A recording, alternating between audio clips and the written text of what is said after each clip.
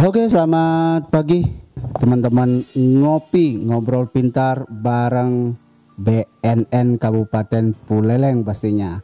Nah, pada kali ini saya sudah kedatangan sahabat saya yang dulunya sebagai penyalahguna narkoba. Nah, dia menjalani rehabilitasi di Rumah Sakit Jiwa Provinsi Bali di bagian narkotika pastinya ya. Kita akan ngobrol bagaimana sih pengalamannya dia terkena narkoba, imbasnya sampai dia taubat, menjalani rehabilitasi dan sampai selesai rehabilitasi. Kita sebut aja namanya A ya. Halo Bang A. Halo Bli. Gimana kabar hari ini? Baik-baik, sama-sama. Wih, sudah enak ya sekarang ya? Sudah lah, lumayan. Sudah mulai bekerja lagi? Sudah kembali lagi rutinitas seperti biasa. Nah, bisa nggak diceritakan flashback nih kita ya? Dulu seperti apa sih sampai bisa terkena narkoba seperti itu? Ya seperti pengalaman yang terbiasa lah anak muda di zaman sekarang, namanya rasa ingin tahunya sangat tinggi, apalagi emosi masa muda ya. Iya. Apalagi saya didukung dengan pekerjaan yang lumayan, dengan gaji yang lumayan. Akhirnya saya ingin mencoba-coba. Sempat juga namanya putus cinta, itulah sebagai dukungan juga ya. Anggap sebagai pembenaran untuk menyalahgunakan narkotika seperti itu. Nah, awal narkoba itu dari siapa? Awal mengenal dari temen sih, tapi temen udah wanti-wanti bahwa ini nggak baik gitu loh. Nanti kamu bakal saya bakal hancur kalau bakal mengenal zat adiktif tersebut. Tapi namanya saya anak muda, apalagi laki-laki, gak ada yang ngontrol. Kalau perempuan kan orang tua masih was-was. Benar. Cenderung was-was, tapi saya maksa buat sama teman saya biar ingin mencoba. Akhirnya teman saya ngasih. Saya pertama nggak ngerasain apa-apa. Kok kayak gini, kayak orang bingung saya gitu. Setelah pakai pertama. Iya, padahal itu efeknya yang saya rasakan. Gitu. Tahapnya, fasenya perlahan-lahan, lambat-lambat, akhirnya putus cinta, dapat kerja, malah saya lagi terjun ke sana pengen coba terus sampai nambah dosisnya gitu. Itu dalam sehari dulu ini narkotika jenis apa yang Bang A ini kan yang Bang A coba? Ya terkenal yang sekarang lah, sabu-sabu, ekstasi, pokoknya amfetamin dan metapetamin yang membuat euforia. Semua udah pernah dicoba? Sudah. Yang membuat euforia sih semua udah saya pernah coba. Dan itu memang memberikan efek seperti itu? Iya, kalau ekstasi cuma 8 jam, kalau sabu-sabu bisa 1 hari 2 hari, tergantung dosis penggunaannya gitu. Itu bisa memberikan rasa tenang? Rasa tenang, nyaman. Kalau sabu-sabu sih PD yang berkelebihan ya. Oh, seperti itu. Dan pembenarannya untuk kerja biasanya. Kerjanya seperti apa ya? Biar fokus. Begitu. Oh gitu. Iya. Jadi karena nak fokus harus konsumsi itu dulu. Ya itu pembenaran mungkin dulu. Iya. Padahal udah itu jelek sekali sebenarnya. Iya. Nah selama ini kan karena bekerja mendapat uang yang berlimpah ya pastinya dari pekerjaan itu ya. Itu juga sebagai peluang besar seseorang bisa mencoba ke hal narkoba ini ya. Iya, boleh. Selain itu ada lagi Kak? Selain permasalahan dan pendapatan yang besar gitu. Nggak ada sih, beli. Akhirnya yaitu pergaulan juga. Sebenarnya pergaulan sangat penting juga. Dan kemauan diri sendiri gitu. Meskipun kita berobat, niat nggak ada, pasti nggak bakal sembuh. Semua tergantung niat dari diri sendiri dan menjauhi gitu. Kita bisa ngomong sama teman-teman lingkungan di lingkungan yang masih memakai narkoba. Saya pernah ngomong seperti gimana, saya tidak berhenti berteman, tapi saya berhenti bergaul gitu. Tentang narkoba gitu. Mohon permaklumannya, begitu saya ngomong. Nah, sampai satu titik ketika Anda itu merasa saya harus tobat ini. Itu dorongan selain dari diri sendiri, keluarga ada enggak? Keluarga nggak bisa sih, beli, kecuali ada dorongan orang yang lebih penting dari narkoba gitu misalnya. Kalau mungkin orang tua itu masih mental menurut saya. Karena ya dorongan-dorongan seperti yang lebih effortnya lebih dapat gitu loh. Maksudnya kayak misalnya kayak kita berhenti ya, nanti saya seperti kasih reward kan beli. Berhenti ya, mau nanti tak beliin gini kayak gitu. Itu bakal bisa beli gitu. Oh gitu. Ya atau enggak ada dukungan dari misalnya hal-hal misalnya yang membuat kita lebih senang daripada cinta ke narkoba, itu bakal lebih sembuh beli. Jadinya kita lebih takut kehilangan misalnya contoh kekasih baru yang kita cintai. Itu ya, lebih berpengaruh. Iya, itu sangat lebih berpengaruh menurut saya. Karena sepengalaman saya kebanyakan orang berubah bukan karena dirinya sendiri, tapi karena seseorang. Ya. Berarti penting juga nih pacar ya. Bukan, iya penting sih. Iya. Biasanya kan kalau pecandu nih yang pernah saya temui, dia cuek gitu tentang yang namanya pacaran, tuh cuek padahal tuh.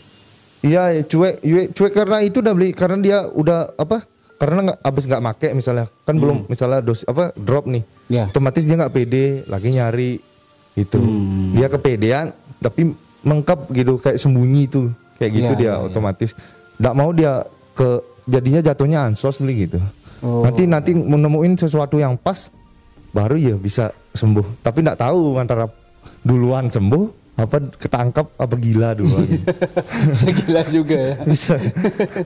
Orang saya kemarin di rehabilitasi dapat dibilang kenapa kamu lebih lebih takut ditangkap daripada kamu nggak takut gila gitu. Padahal ditangkap kan bisa keluar, tapi kalau gila kamu bawa seumur hidup gitu dia. Bener. Nah ini kan sempat direhabilitasi nih di Rumah Sakit Jiwa Profesi Bali di bagian narkotika ya. Iya. Itu berapa lama di sana? Selama 3 bulan lebih lah. 3 bulan. Iya, di sana banyak banget efeknya beli yang saya rasain dalam pemulihan. Di sana digembleng betul ketika kita tahu bahwa narkoba tuh sangat jahat, dikasih tahu begini dampaknya kalau dia masuk ke otak, ke rongga pernapasan, jadinya dikasih kita, pengetahuan gitu ya. Ya. Jadinya kita melihat, seperti ini jahatnya zat adiktif tersebut buat tubuh kita, tapi kenapa kita terus memakainya gitu. Itu setelah tobat baru ya? Setelah tobat. Sebelumnya kan nggak tahu ya? Sebelum nggak tahu. Nah, selain mendapat pengetahuan tentang kesehatan dan bahaya narkoba di sana, apalagi didapat? Sama kita disuruh harus gak ansos beli, maksudnya kebanyakan pecandu itu kan ansos. Jadinya kita harus belajar terus pengetahuan dan belajar nanti ngomong di depan umum begitu. Oh gitu. Ya agar PD kita tuh kembali bahwa saya bisa berdiri tanpa narkoba, tanpa zat adiktif, tanpa obat-obatan apapun yang disebut, saya bisa loh. Seperti manusia biasa, saya ngomong biasa, saya sehat tanpa narkoba begitu. Di depan dokter, nanti kita seminar gitu. Ada seminarnya juga? Ada seminarnya beli. Keren ya. Keren. Di situ harus PD, makanya PD kita tuh dibangkitin karena itu begitu dah beli. Karena di luar nanti banyak stigma gitu loh. Karena stigma tuh nggak bakal kita bawa sampai mati soalnya. Sampai kapanpun pasti kita tuh disebut, itu mantan pecandu gitu, sampai mati pun. Dari situ kita dari rehabilitasi lah kita kuat gitu. Iya, kuat untuk menerima keadaannya ya. Nah, setelah sekarang sudah tidak tergantung lagi dengan yang namanya narkotika, pernah nggak terselip keinginan untuk kembali lagi? Rasa suges ada, rasa suges tuh karena kan namanya dunia lingkup di kehidupan saya ini kan kecil lah, termasuk kota kecil, karena teman-teman dapatlah papasan gini. Kadang-kadang diungkit-ungkit lah tentang itu. Gitu. Kadang-kadang sendiri beciplaan pun mulutnya kadang-kadang ngerasain kok rasanya nih balik lagi gitu. Tapi ya cuma itu halusinasi biasa aja. Jadinya bisa saya tahan gitu. Efeknya soalnya saya udah tahu nih. Iya, susah juga ya soalnya menghilangkan itu ya. Iya, pasti itu ada saat-saat waktu tuh ada pasti datang seperti itu. Meskipun puluhan tahun pasti ada rasa pengen make itu gitu. Asal kita hapus aja channelnya, bingung pasti kita. Nggak bisa bergerak dah gitu. Kalau kita masih nyimpen channelnya. Channel itu apa? Maksudnya tempat yang membeli gitu. tempat seperti nomor temen yang masih make seperti itu, Bli. Oh Gitu. Kita jauhi dah itu. Kalau pengen benar-benar sembuh gitu. Oh gitu. Nah, harapan terakhir nih buat teman-teman yang mungkin masih sekarang atau sedang memakai narkoba di luar sana dan yang masih mengedarkan lah. Apa harapan terakhir Bang A nih? Oh, harapannya sih biar sembuh semua sih, berhenti karena itu sangat berbahaya. Jangan takut ditangkap. Takut tuh gila karena itu bahan kimia kan, merusak jiwa, merusak tubuh, merusak badan, segalanya pasti dirusak. Karena itu kan obat-obatan Bli gitu. Jadinya bakal habis juga, apalagi yang kerja aja habis, apalagi yang pengangguran kan gitu. Yang dulu berapa penghasilannya katanya? Sampai puluhan ya? Ya lumayan lah, bisa dikatakan lumayan. Ya lumayannya berapa itu? 15-20 Bli. Juta dalam sebulan. Ya. Itu habis karena narkoba. Iya. Waduh, nih teman-teman yang menyaksikan video ini, jangan sampai mencoba-coba narkoba sekalipun, ya bener nggak? Iya, jangan sekali mencoba akan ketagihan, dan berapapun penghasilan Anda dan apapun jabatan Anda hancur semua karena narkoba. Bener nggak? Bener, sangat benar tuh Bli. Di sana ada yang bertitel atau yang berposisi yang posisi tinggi nggak yang direhab di sana? Banyak sekali Bli, banyak orang kaya, ada yang punya pom bensin 2, ada yang sudah sampai bakar rumahnya. Terus ada kepala cabang pun, ada pegawai dari salah satu bank. Iya. Udah banyak teman-teman saya di sana hancur gara-gara narkoba. Tuh. Bisa disimak, ini kesaksian asli dari sahabat saya yang penyalahguna dulu ya, terindikasi penyalahguna narkoba. Jadi buat teman-teman, sekali lagi jangan pernah mencoba-coba narkoba. Tetap war on drug, salam sehat tanpa narkoba. Terima kasih Bang A. Siap Bli. Sampai jumpa lagi. Sama-sama. Yuk.